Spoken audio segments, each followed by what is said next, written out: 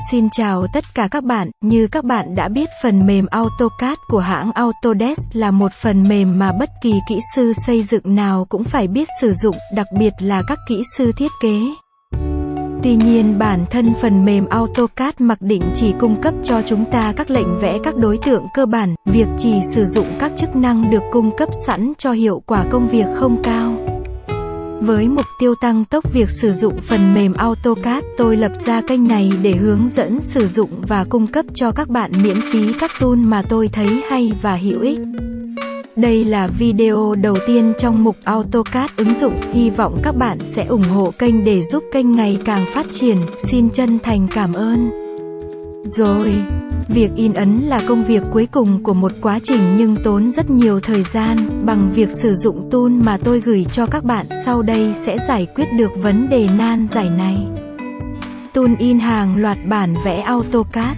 Để sử dụng được tool này các bạn phải sử dụng phiên bản AutoCAD 2013 hoặc phiên bản mới hơn. Tool và phần mềm đi kèm cần có như tôi thống kê trên màn hình đây. Thực tế có nhiều phần mềm hỗ trợ in PDF nhưng tôi thấy rằng PDF Redirect là phần mềm hay nhất vì nó rất nhẹ, hỗ trợ phiên bản miễn phí và đầy đủ chức năng cần thiết. Đường link tải 2 file tool và phần mềm in PDF tôi để ở mục dưới video này. Nói sơ qua về chức năng của tool này. Đây là tool in hàng loạt bản vẽ AutoCAD một cách tự động và nhanh chóng.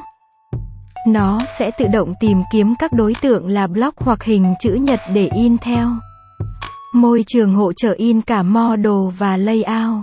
Đây là giao diện chính của tool, được chia làm 03 khu vực lựa chọn chính.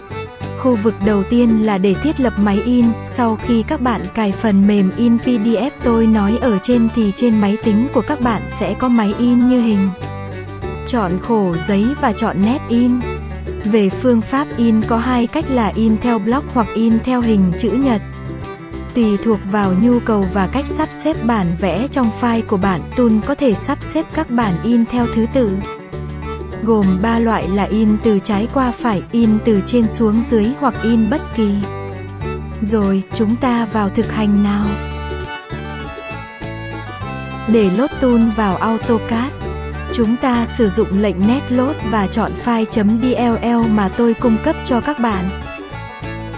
Sau khi load xong chúng ta đánh lệnh export. Như tôi đã trình bày ở trên đây là giao diện chính của chương trình.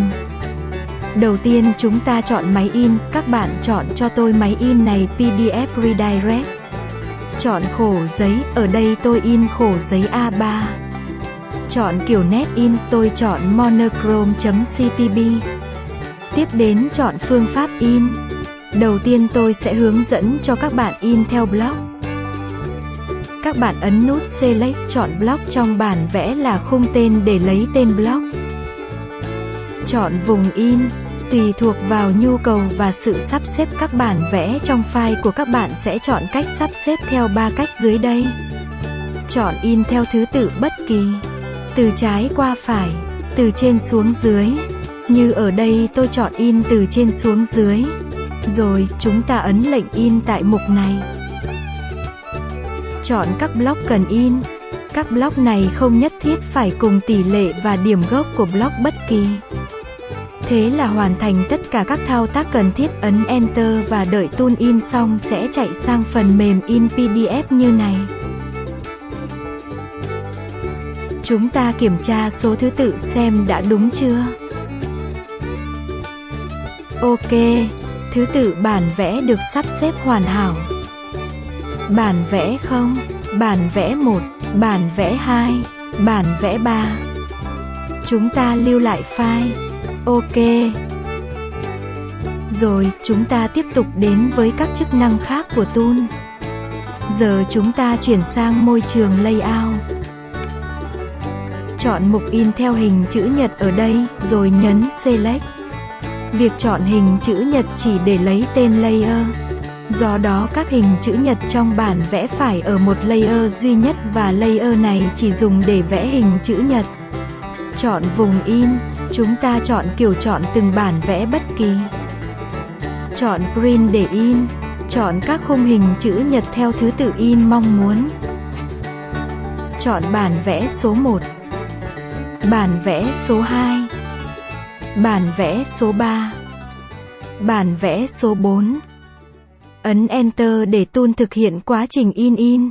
Như vậy việc in ấn của chúng ta đã xong. Các bản in sẽ chạy ra theo thứ tự mà chúng ta mong muốn. Việc còn lại chúng ta là lưu file. Rất thuận tiện và nhanh chóng phải không các bạn?